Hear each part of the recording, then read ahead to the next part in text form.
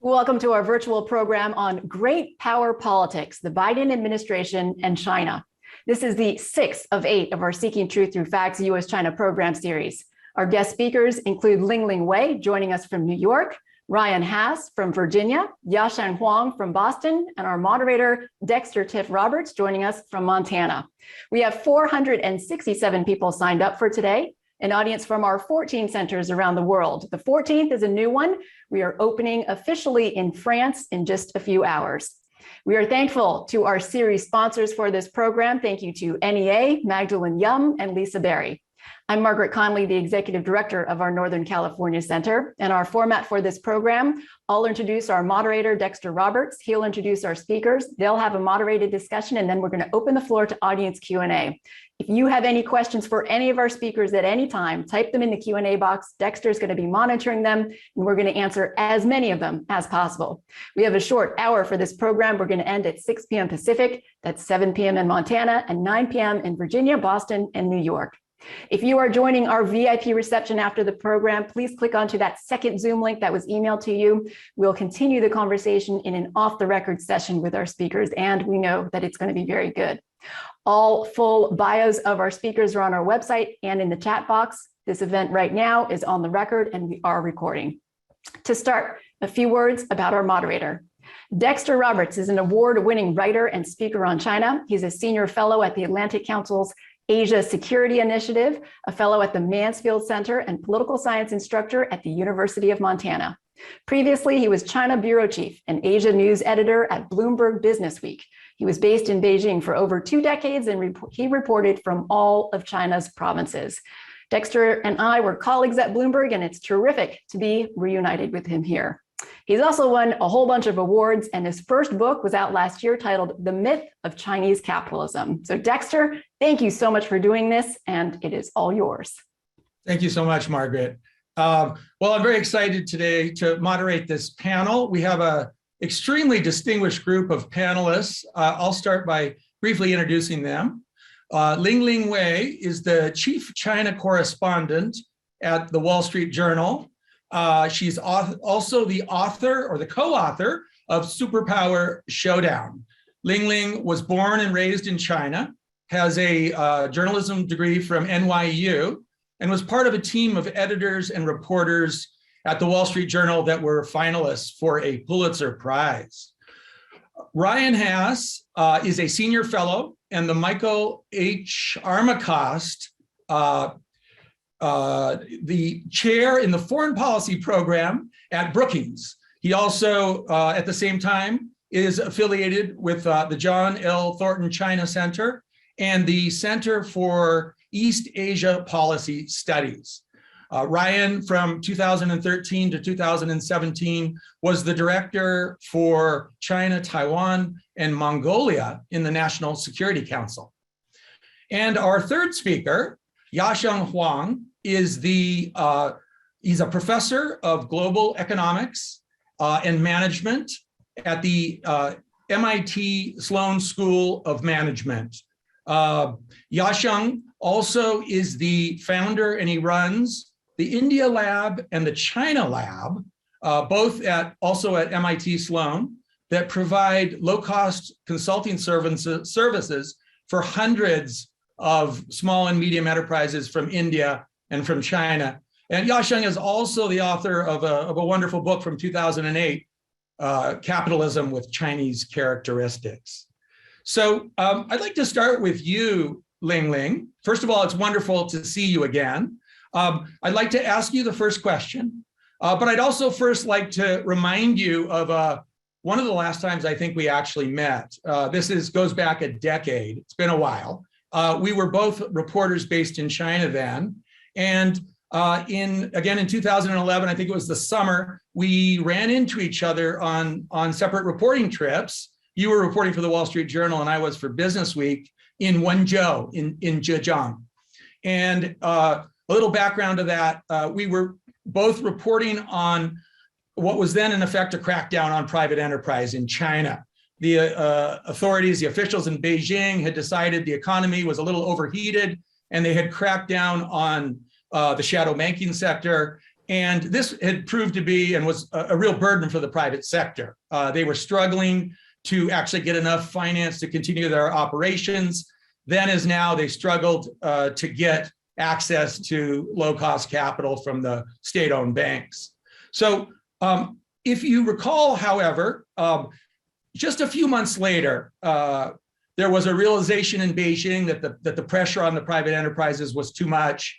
Wang Qishan gave a speech at the time, stressed how important private enterprises were to the economy. And there was really an about face. The government decided to loosen up on credit, and private enterprises started to flourish again in China. I bring this up today because I think we've seen throughout the reform era this cycle of tightening and conservative policies towards the private sector, and then actual loosening when the government in Beijing realizes that things have gotten too tough for the private sector. Well, this year, of course, 2021, what we're seeing in China is very much the former, a crackdown on the private sector. So my question for you, Lingling, do you think that this is going to be what we've seen numerous times through the reform era, where there's a real tightening on the private sector, but then there is a decision made in Beijing to ultimately loosen up with the realization that the private sector is even more important to the economy in China today than it was back in 2011? Or do you think, and I've seen some of the fabulous writing you've done in the journal recently has suggested that we actually might be seeing a sea change today in China, where the party is actually trying to rework its relationship with the private sector? Thank you so much, Dexter. The very generous introduction, and your opening comment really brought back a lot of fond memories of actually being in China, doing the kind of on-the-ground reporting we all did. And also, thanks very much to Asia Society for having me here. It's an honor to be, on this forum again, sharing views with some of the best China experts. So to your question, which really is a great one, because, over decades, right, we have seen kind of on again, off again, this kind of love-hate relationship between the party and the private sector. I think it's fair to say that, the party leadership really is never entirely comfortable with private capitalist forces, right? Even though a few decades ago, Deng Xiaoping's reform and opening up really marshaled in era of embracing market forces and then private entrepreneurs. And Wenzhou, the city you mentioned, is one of the bellwether cities, right? It's so many private businesses just sprung up over the years, became a very important driver for China's growth over 4 decades. So what's different this time around? By a rough calculation, we looked through all the government directives, regulatory actions, and some other kind of announcements that have been issued since late last year, more than 100 of them. It's amazing, in a short period of time, so many directives have been issued targeting private business. It's enormous. So based on our reporting, you mentioned my last story in the front page of the Wall Street Journal. Yes, we think this is much bigger than just, targeting one sector of the private economy. Like the Wenzhou experience you mentioned, that was very targeted at private unofficial lenders, right? Which sprung up through the cracks of the state-dominated financial system. This time it's really across the board. And it's really Xi Jinping's attempt to do a wholesale reworking of China's economic model. It's not just him trying to, score some, setting some scores with rival power centers, or trying to score some popularity points with, the public by using some populist measures.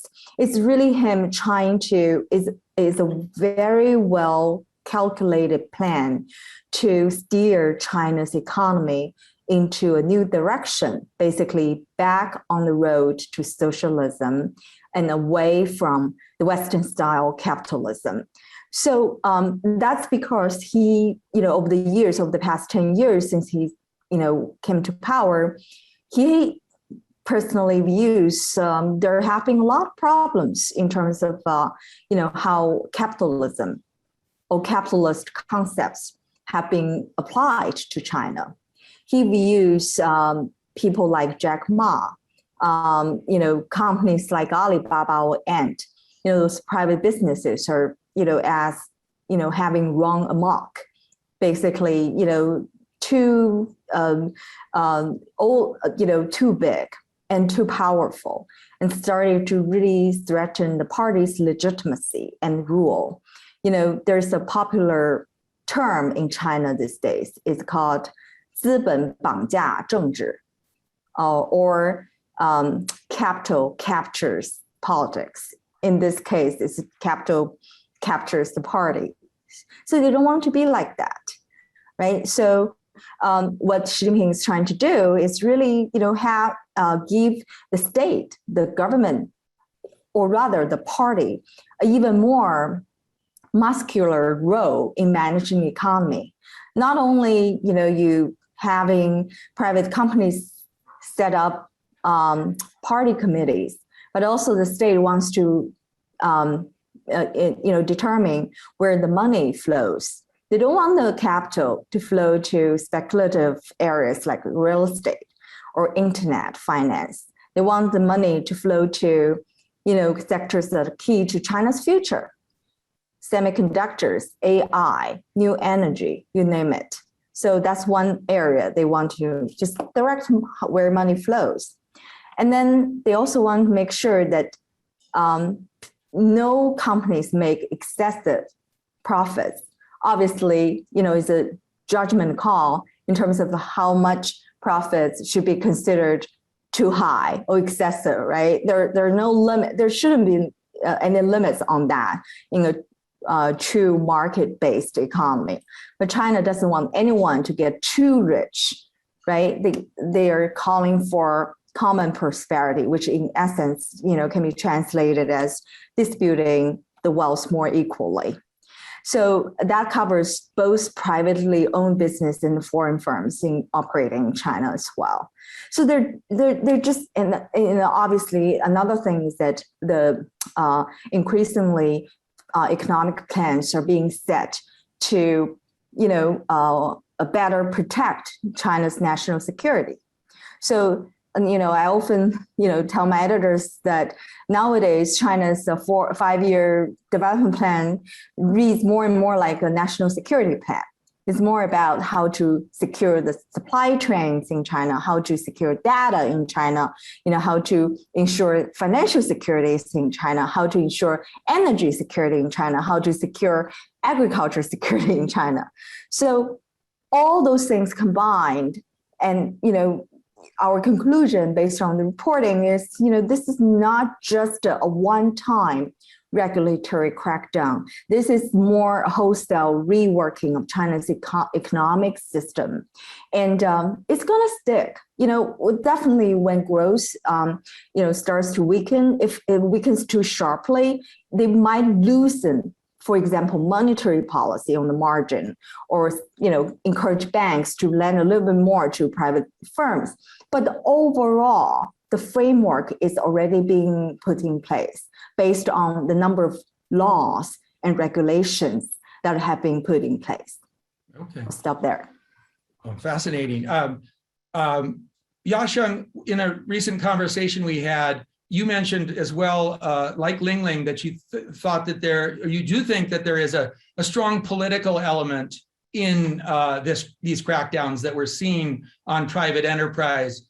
Well, last time I looked at my calendar, the most important political event in China is, of course, the 20th Party Congress next year, when we expect Xi Jinping to take the unprecedented step of staying on for a third term. Can you talk a little bit about why you think that these crackdowns are as much about politics as about economic issues and regulatory crackdowns, anti-monopoly, and national data security? Some of the reasons the Chinese have given officially for what they're doing. Thank you, Dexter. Thank you for that question. And I agree with Lingling completely that this is quite different from what you saw 10 years ago, the crackdown on informal finance, underground finance. This is a sea change. This is a secular difference with that era. And that era is a high level of cyclicality. And typically you go after this private sector and then immediately you take a hit in the form of a slowdown of GDP growth. You reverse the policy and you go back to the old model. I think a number of things have changed. One is that the GDP growth as a political target has declined in its importance, right? So when Xi Jinping came into power, he kind of worked out this formula that announces that China was going to have a new normal growth being defined as not 8%, not 7%, but lower than that, 6%, 5%. So he was psychologically preparing the Chinese society for a lower GDP growth. So essentially for them, if you go after the private sector, the GDP growth comes down a little bit.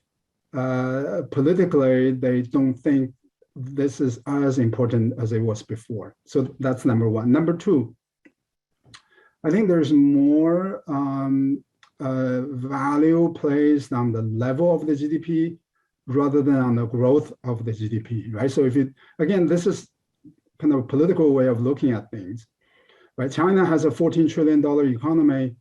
It's the second largest GDP in the world. Government has a huge control of a big part of the GDP. Government can mobilize the resources toward strategic sectors, toward military, toward maybe preparations for war with Taiwan. That's from their point of view, that's good enough, right? So do you really need to get 8% GDP growth year in and year out when you are already the second largest economy that allows you to to have these ambitious political objectives? The third thing is that he meaning Xi Jinping, he has kind of reoriented the public priorities of things that are being valued. And I have to say that he has delivered. So 10 years back, people were complaining about pollution, PM 2.5. I'm one of the 3 PIs on a large-scale project on food safety in China. A lot of people were complaining about food safety. If you study those issues, if you study data indicators of air pollution and food safety, there has been an unambiguous improvement in those areas. So his calculation is, you can grow GDP 8% a year for 20 years and 30 years.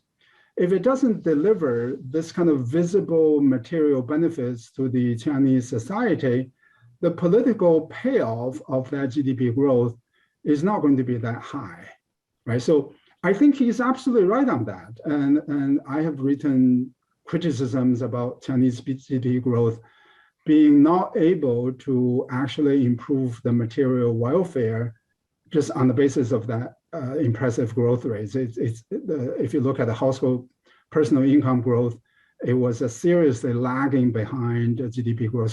So I think he's legitimate in that particular point of view. I think the last thing, and this is also politics, is the thing that you identify, which I think is very important. The end of next year is going to be the 20th Party Congress, and Xi Jinping will decide before that Congress whether or not he is going to be to be the third term president of the country, third term party secretary of the country. He abolished the constitutional limit on 2 terms in the office of the presidency in 2018, and he has targeted many of his political rivals. It will be hard for me to imagine that he did all of this and then he stepped down. So all of this was kind of a preparation work for breaking with the tradition, breaking with the established norms that you only serve 2 terms in office. In my own view, this is a very, very risky move for China. Term limit has proven to be a very effective stabilizing factor in Chinese politics since early 1980s. It was instituted in 1982. And China doesn't have a lot of sort of established political norms, rules of the game, checks and balance, and sort of these are stabilizing features of a political system. But term limit is one of the few that did that. It ensured the successful transition of power from Jiang Zemin to Hu Jintao and from Hu Jintao to Xi Jinping. He has abolished that. And my worry is that in combination of slowdown of the GDP growth, you are going to have a period of potentially some instabilities. And I'm not making a forecast. It's very difficult to know, right? But when you get abolish one of the stabilizing features of the Chinese political system, it's quite possible that some of the instability may emerge. And recently, there have been 2 developments that are extremely interesting. One is inspection of 25 state-owned financial institutions. I think Lingling's newspaper has reported on that. If you look at the fine print of the inspection, the fine print is about politics rather than about finance, right? So that's kind of cleaning up the political ground before the 20th Party Congress. The other development is that 2 vice ministers of public security have been arrested, have been charged with, have been under investigation. They haven't gone formally to the Justice Ministry of Justice, but they have been under party investigation. That to me is a sign that you need to kind of make sure that the security people, the military people are on board as a preparation for the 20th Party Congress. So I think his priority is that. And then after he secures the office, some of the issues that Lingling raised maybe will be looked at in a different perspective. Once you secure your political future for another 5 years, then maybe you can afford to relax on the private sector. Maybe you come back to put more emphasis on GDP growth, less on these political cleanup. So my bet is that next year, for the whole year, is going to be a very interesting year to look at and see how China is going to go. I like the expression that you use, Yasheng, about political payoff of GDP and not actually getting enough political payoff.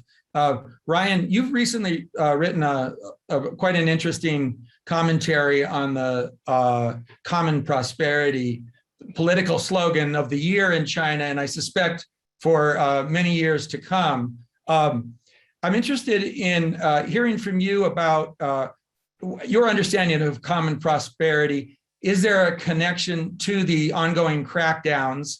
And how serious is the Chinese government actually about trying to make a more equitable society, which of course is the stated goal of common prosperity? And then finally, if indeed they persist with common prosperity in all its facets and do try to make a much more equal society, what are some of the implications that might have for foreign investors in China and even for the larger relationship that China has with countries, governments around the world? Well, I mean, first of all, Dexter, it's really wonderful to be with you all and to be a part of this conversation. The honest answer is I don't know the answer to some of these questions, but I will do my best to speculate and hope that Lingling and Yasheng and you, Dexter, can fill in some of the blanks. But just to build on a couple of the points that Lingling and Yasheng made, there are times, when politicians make politically expedient decisions, and there are times when they have conviction decisions that they really believe in their gut, in their heart.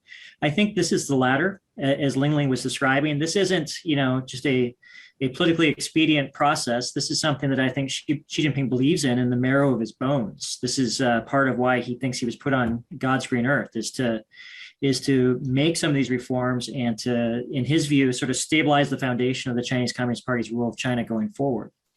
The second thought, to build on Yasheng's, is that, performance legitimacy is going to evolve. For a long time, the Chinese Communist Party is dependent upon GDP growth as a barometer of its ability to deliver for the people. It's not going to serve that function anymore because these reforms are going to put downward pressure on the rate of growth. And so legitimacy is going to need to come from other sources. I think that Yasheng is onto something in describing how improving quality of life metrics, tackling poverty, dealing with corruption, improving air quality, expanding access to education. This is where I think Xi Jinping is going to lean on to try to have popular support as a bit of a shield against elite discontent. And to the extent that that he can stand with the people to shake down the powerful, that's not a bad spot for him to be. The question that this leaves me with, though, is it going to work? There's no real historical precedent of this type of series of actions delivering positive results. If you look at the 10 largest economies in the world, 9 of them are democracies. China's the outlier. No country that has China's resemblance has ever grown into a high-income society. The turn to self-reliance is sort of running against the grain of the rest of the world, where there's sort of this internationalized knowledge production taking place. And so, I'm not betting against China, and I'm certainly not predicting any collapse of China. I think that China is going to be a long-term, growth story, but it's going to be a different kind of growth story. And I guess where I'm trying to leave us with is that we probably need to have a little bit of intellectual modesty in our ability to forecast where this is all going to go. Because as I look back on the history of China, and this was, previewed in your question to Lingling, it's a series of zigs and zags, adaptations, modifications, and experimentation as they've sort of sorted their way forward. And I expect that that's the pattern that we're going to see going forward. Thank you. Well, shifting gears a little bit here, I'd like to ask Lingling about this as the co-author of the wonderful book, Superpower Showdown. What is the status of our trade war with China? I think you mentioned to me that the national broadcaster in China, CCTV, recently pronounced China the victor of the trade war. But I don't know whether that's accurate. I'm interested in what you think. Obviously, we haven't seen the Biden administration do much in terms of lifting tariffs on China. So that has been very much a holdover from the Trump administration. Sure. That's a really great question because the Biden administration, I think, has done everything, to try to make trade boring again. So I'm not sure I have a lot of exciting news to share with all of you. But, from China's perspective, if you read the state media, there is a sense of triumph over the U.S. When it comes to trade war. I probably misspoke.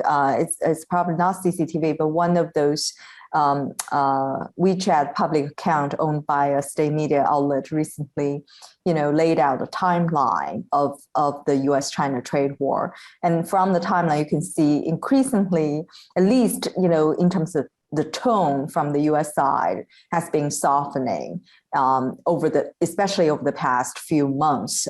Most recently, all of you have heard from USTR, Catherine Tai, talking about recoupling, whatever that means. And you heard most recently, you heard from Treasury Secretary Janet Yellen, right? Eventual reduction on tariffs should be a disinflationary factor in the U.S. So the Chinese side, at least from the state media reports, you definitely get a sense that they think that the Biden administration would have no choice but to further relax tariffs on China.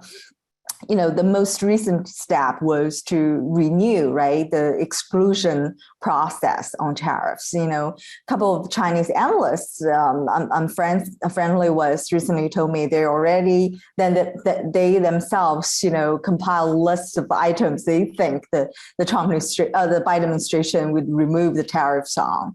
So there's definitely a sense that in China, gradually China really toughed out this whole trade war. The economic impact on China has been well contained, right? China's trade surplus with the US that's continued to grow as opposed to narrow.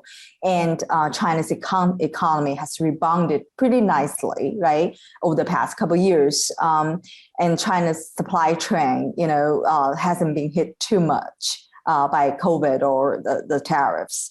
So there is a sense, at least on the surface, that China has won the trade war. But, in private, you talk to some Chinese officials or government advisors, they're very realistic. They, some of them were deeply disappointed with the Biden administration. They felt like, the obvious thing to do would have been remove the tariffs because the tariffs didn't work for the US. Why didn't you just, cancel or run a bad policy? And the Biden administration, for all the reasons I'm sure Ryan, can really shed light on much more eloquently than I do. So why haven't the Biden officials, removed any of those Trump era China policies, right, or change those policies? So and they do, realize the political calendar on both sides is not conducive to any kind of compromise, at least for a year. The midterm election in the U.S. plus, the 20th Party Congress, another leadership transition in China. So, neither side wants to look weak. So it's really hard to imagine that both sides would come to agreement that would, justify removal of tariffs on both sides. So, you definitely see the discrepancy between what they say in public, or the state media has been reporting on and portraying, and the more, I think, honest and realistic assessment within the government, by at least in some corners of the government, of the current situation. Thank you. Ryan, I think you have a particular perspective, having worked in a previous administration, of the evolving trajectory of the U.S. China relationship from looking from outside the Beltway, as I do from here in Montana. Sometimes it seems like the relationship becomes uglier and uglier, and the approach in the U.S. becomes more and more hawkish. Obviously, there's more nuance to it than that, but sometimes I can't see it. I'm interested in hearing from you, observing from outside the government now. Do you see, what are some of the shifts you see in the relationship moving, as we did recently, to a new U.S. presidential administration here? Am I right to be worried that it just every day is spiraling into a more and more confrontational relationship, or are there things we should be looking at that are signs of actually hope in the bilateral relationship? Well, I've been accused of being an optimist before, so I'll try to stick with it. I actually am not as alarmed as you would just describe. I think that we're basically settling into a stalemate in the relationship that will probably persist through the next year. And the reason that I come to that conclusion is because I think that both sides are mirroring each other to a certain extent. They both believe that the other side is not prepared to move or to make concessions that would be significant enough to alter the trajectory of the relationship. From China's perspective, they look at the Biden administration not wanting to expose itself to criticism for being weak on China ahead of our midterm elections next fall. I think that we in Washington often look to Beijing and assume that President Xi does not want to assume risk by appearing weak in dealing with the United States before his party Congress next year. And so they both have, for their own reasons, pretty low expectations of the amount of progress that is available to them. And I think at the same time, neither side wants to be perceived as an ardent suitor, right? Neither leader wants to chase after the other or beg the other for any concessions. And as a consequence, both sides sort of see diplomatic engagement not as an action-driving event, but as a pressure release valve. That's the function that these phone calls and the virtual meeting that's coming up between Biden and Xi are taking. And some of the meetings, such as Jake Sullivan's meeting with his Chinese counterpart, Yang Jiechi, in Zurich a few weeks ago. They didn't come in with an expansive list of things to advance. They came in to relieve a little bit of stress in the relationship, clear a little bit of air. But one of the broader questions, this goes back to the conversation you were having with Lingling a moment ago. I think that the Chinese feel like they have the American pattern figured out. You know, oftentimes American leaders come into office very strong on China, talk tough, and say that they're going to be tough where others before them have been weak. They're going to bring the Chinese to heel. And as their administration goes on, they become much more moderate in their approach and much more interested and invested in trying to get things done with China. We saw that with the Clinton administration. We saw it to a certain extent with the George W. Bush administration. We saw it with the Obama administration. They started out talking about a pivot and rebalance to Asia. And by the end of the administration, there were over 100 dialogue mechanisms in place between the United States and China. The Trump administration was the outlier. I think that Beijing believes that this cycle or this pattern is beginning to repeat itself with the Biden administration, but just on a more accelerated basis relative to previous administrations. And it's sort of an open question whether or not their judgment or assumption about America's approach is going to be accurate. Thank you very much. The chat box is filling up with a lot of good questions. So I think I'll start turning to those now. I'd like to direct the first question to Yasheng. It's from Howard Chow. And the question is, do you think COVID is being used as an excuse for a new semi-isolationist policy for China? And then I would just add myself, we now know that there was a good report actually in the New York Times recently about pointing out that Xi has not actually left the country in 21 months. Joe Biden yesterday called out Xi and also Putin from Glasgow, Scotland at COP26 about not attending. So Yasheng, please. Well, but the difficulty there is that we have COVID and we also have the emergence of possibly a new Cold War, right? So if you need an excuse, you actually have two. And so I don't think that it is a real situation rather than a fake one, that China has to think about its overall strategy, which has been relatively open to foreign direct investment, to trade. I mean, we can debate about the conduct of the policy framework, but if you look at any sort of usual measures where you use trade to GDP ratio, FDI, foreign direct investment as a part of the overall investment, Chinese ratios historically have been very, very high. So how do you walk down from that, whether it is because of COVID or because of the tensions between US and China? That is not going to be a very easy one. And so China, one of the things that Chinese officials do not quite see is how much benefit China has reaped from this global economic system. It has worked out extremely well for the country. It is extremely foolish to take actions such as undermining one country to systems in Hong Kong and kind of using this kind of military threats against Taiwan. It's counterproductive from an economic perspective to have adopted those policies. And I do want to come back to the question you directed to Ryan and to Lingling about US and China. I think one big difficulty is that we don't really have a ready model for both sides to look back and say, oh, okay, maybe that's the way to go, right? So during the Cold War, the U.S.-China relationship was constructed in a multilateral context. The threat from the Soviet Union, that figured very prominently in the relationship. Essentially, that's outside of your control. And then after the Cold War, it was economics, trade, foreign direct investments, and globalization as the basis of the bilateral relationship. And now that is very much under attack, under assault. That's a shaky foundation to go on.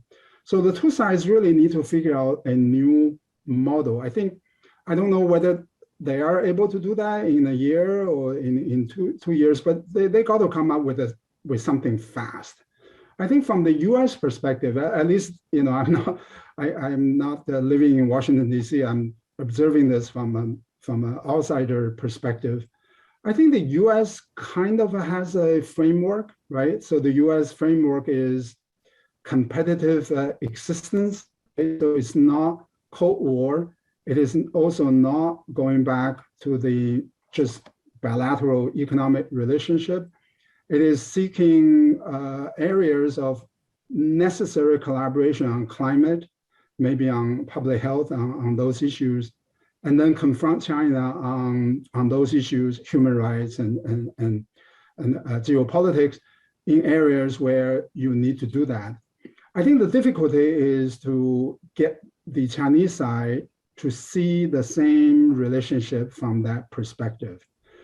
The good thing about the Cold War is that it conditioned the two sides to a relatively clear-cut, straightforward framework, right? And then everything else is technique. But now it's not that clear. What is strategy? What is tactic? What is technique? And I do worry that during this period of exploration and search, something can go wrong, in South China Sea, in Taiwan, or something else, places we haven't talked about. That's what I worry about. And I do believe that it would be great. Xi Jinping is now coming to the climate summit and all of that. That's really, really too bad, right? So to increase the face-to-face time interactions between the two leaders, maybe Zuckerberg has a product for them. So if you can have a digital twin, and that would be really good to have that level of conversation and between President Biden and President Xi, just to make sure that we have a framework and set aside. All these trade issues and all these other things cannot be resolved. I think it's very important to convey to the Chinese that there's a need for having an overall framework and then use that framework to solve these more specific policy disputes. That's where we're stuck. Yes, I think this is your last point on finding a framework, I think brings up an interesting question that is in the chat box, actually by an old friend, James McGregor. And Jim writes, Xi Jinping talks repeatedly about the East rising and the West declining. He talks about having a 10-year window to assert Chinese leadership on the world stage that is commensurate with China's economic and geopolitical power. Is he out over his skis, or is he assessing the US and the West's dysfunction correctly and China's advantage of unity and the ability to get things done, as he says? So I guess the question here would be, is the framework that China might have adopted as simple as, let's just wait for the West to continue unwinding and we will continue rising? And I'd like to open that up to any of you or all of you to hear your thoughts.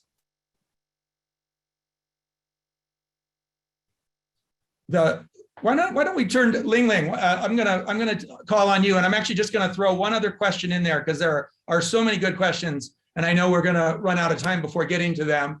And a related question, I think, how popular is Xi with the Lao Baixing, the common people, and what would have to happen for his popularity to wane? So again, Xi Jinping seems to think that.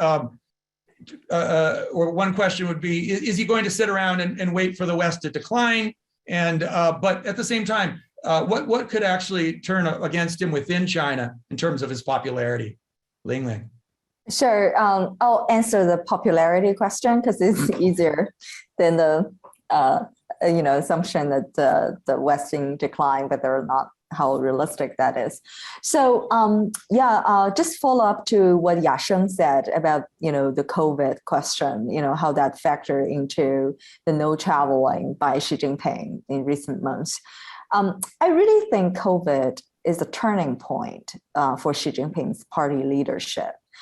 Before COVID, Xi Jinping actually was under a lot of pressure from within the party, because the way he handled the U.S. China relationship, and because how he handled Hong Kong, the pro-democracy protests in Hong Kong. He was actually at a moment of crisis before COVID happened. So COVID started, and then obviously a lot of us in the moment thought, oh, that would have been China's Chernobyl moment. It never happened. And quite on the contrary, it rallied support for Xi Jinping because, yes, China was the first country that got hit by the pandemic, but it was also the first one that came out, by all the numbers, whether or not you believe them, China has weathered the pandemic much better than a lot of democracies. So it became this huge rallying point for Xi, and his popularity really has soared over the past year or two, precisely because of COVID. And he's very popular with Lao Baixing. One of the last trips I took before I came back to the US was I went back to my grandfather's hometown. It's very poor in southern China. It's called Xinguo. It's a farm county. And, when I walked into some of the Lao Baixing, ordinary people's homes, they would hang Xi Jinping's portraits in their living room walls, a space that traditionally reserved for Chairman Mao.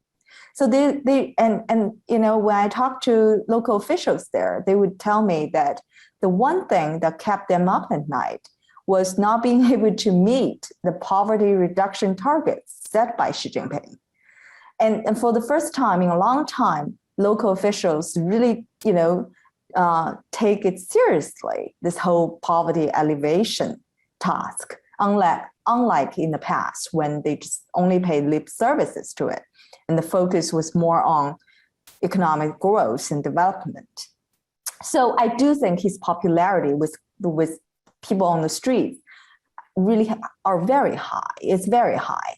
But when you ask the elite circle, the party elites, or the more market-oriented, reform camp, obviously the story is different. Because of the crackdown corruption, the current, economic purge, there are many forces just waiting for a moment to take him down. So it really depends on, who you ask. The common people, the Lao Baixing, definitely no question about his popularity there. And I would just want to say one thing about what Yasheng said about the de-emphasis, how the party under Xi has been de-emphasizing the GDP growth rates and more focused on quality of growth. Definitely, I think that's the case, even though the pace might still be a little slow. But the leadership definitely has realized that they cannot keep delivering very high growth rates. So the existing social contract with the public is fraying. So they're trying to replace the existing social contract with a new one. The old one is growth for submission, right? I deliver growth. You just, adhere to my rule. But the new one, in simple words, is making the Chinese proud of being Chinese. That really explains the current ideological drive and also the current, drive to stir up more nationalistic sentiment. So I would just stop there. Thank you. Mm-hmm. Dexter, can I yes, just jump in please. very briefly, because Jim McGregor asked such an important question. I don't want us to lose sight of it. So I just wanted to put one quick thought on the table, which is that I think that both the United States and China believe that their system, their governance system, their social system, their economic system is best poised to meet the challenges of the 21st century. This is in its essence what the United States and China are competing about, this competing viewpoint.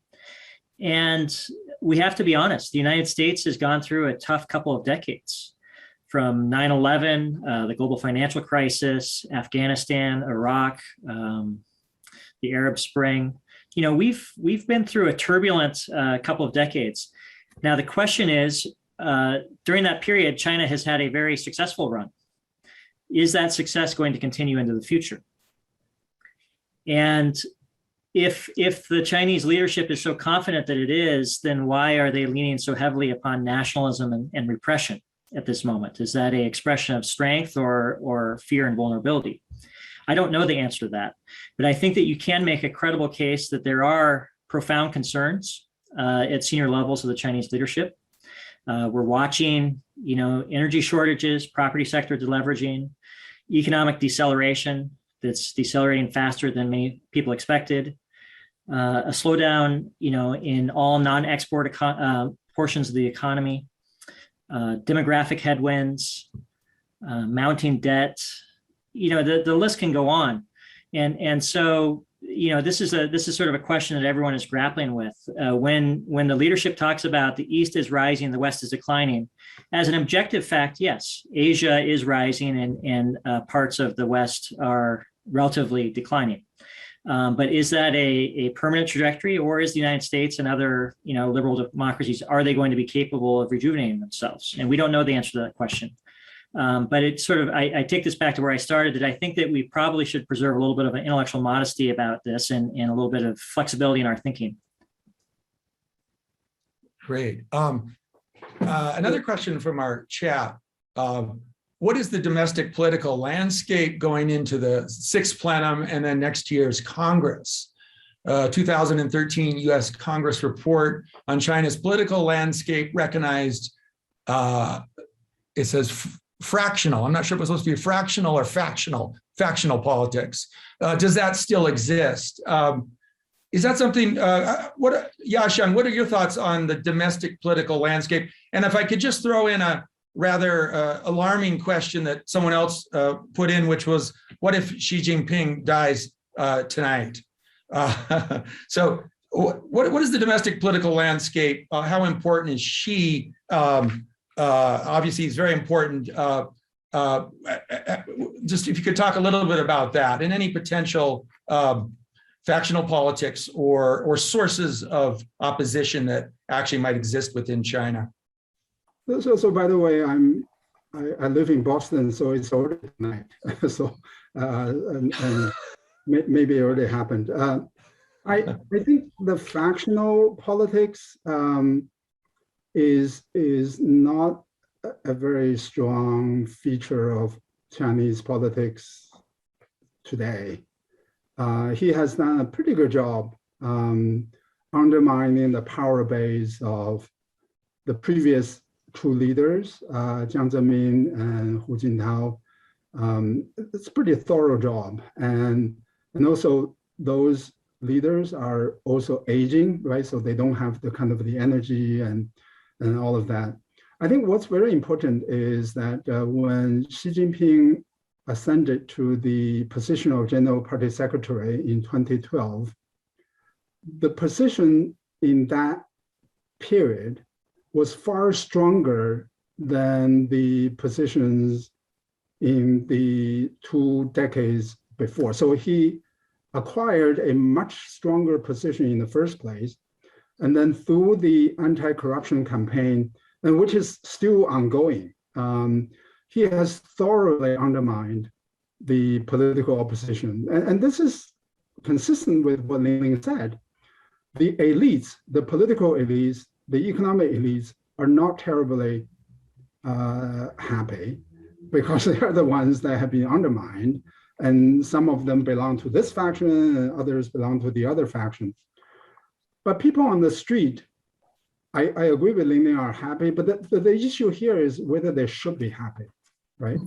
So let's look at this from the following perspective.